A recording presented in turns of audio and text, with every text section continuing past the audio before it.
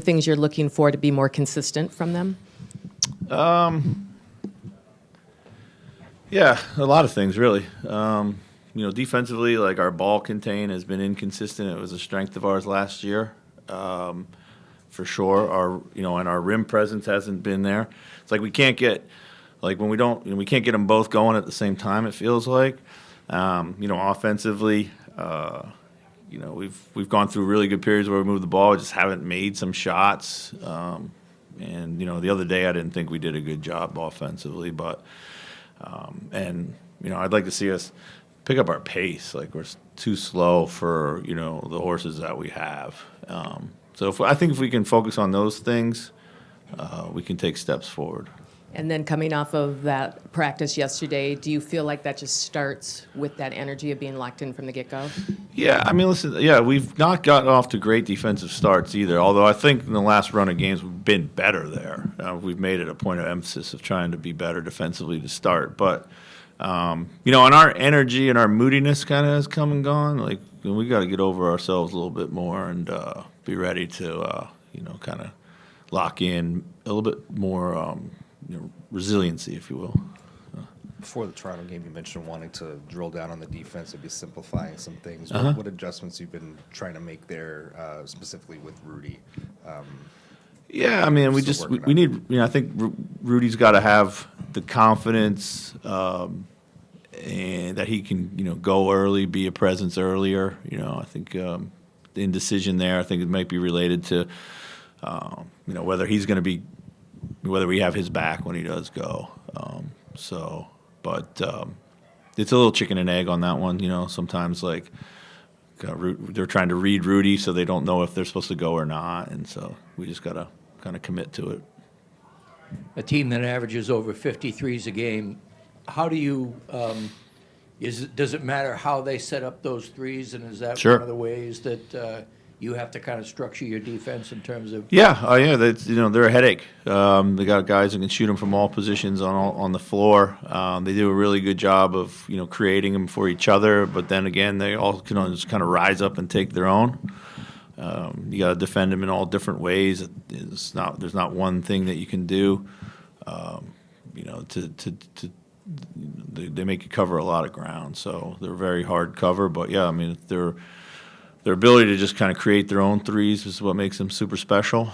And then, they will then go about manipulating matchups to try to, kind of get you to put two on the ball.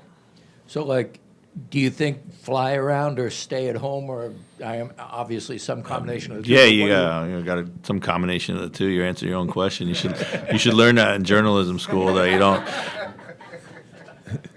Exactly. There's some situations where you got to fly around just because they can all punch a gap and they can throw it and put you in rotations, and then. But if the better that you are in just guarding the ball, obviously it helps, and that's where it's going to start. So. And then on defense, they've got great wing defenders. Yeah. Ball movement is the best way to combat that, or what do you think? Yeah, I think. Certainly this is a great game for us to pick up our pace for sure. They'll bastardize the matchups a lot to be able to kind of get to as much switching as they possibly can. Dare you to throw it to certain people at certain times. Very clever on that end of the floor, and then they got long guys who can just sit down and guard. You gotta try to pick up your decision making, and you gotta try to get into the heart of their defense somehow. Coach, I know it's a general question, but what has been the changes with Julius and Dante? What are the biggest adjustments that you've had to make? The biggest adjustments are, our second unit defense is, we've had to figure out some things with our second unit mostly. Offensively, it hasn't been a ton of adjustments, some spacing issues around Julius, been, little things to work through there. It's a lot of our inconsistencies, I think, now are more related to kind of like our core and things that those guys need to do a little bit better than any of the changes. I think also just finding the right lineups for us as coaches. Sometimes we've been sifting through different combinations and seeing kind of who kind of accentuates each other out there. I think that's like a work in progress. So. When you first started coaching, how quickly did you realize he was a guy who likes to talk on the floor and kind of go back and forth with guys? How does that impact you? Well, we love his energy, his confidence, his swagger is kind of really important to our group. He's always been very vocal. If you're around him, he's always yapping about something, and he, loves to use it as a way to get himself going, and also as a way to really support his teammates. I think his teammates really feed off of that. A lot of that came, I think, once he saw himself and what he could do. I remember his first 40-point game in Phoenix was kind of an aha moment for him. He showed himself what he was capable of, and then obviously, being able to get to a level of consistency where you know who you are every night. But he's been the same guy. He's always been confident, and it's been fun to watch him grow. Any other questions? Awesome. Thanks. Yep.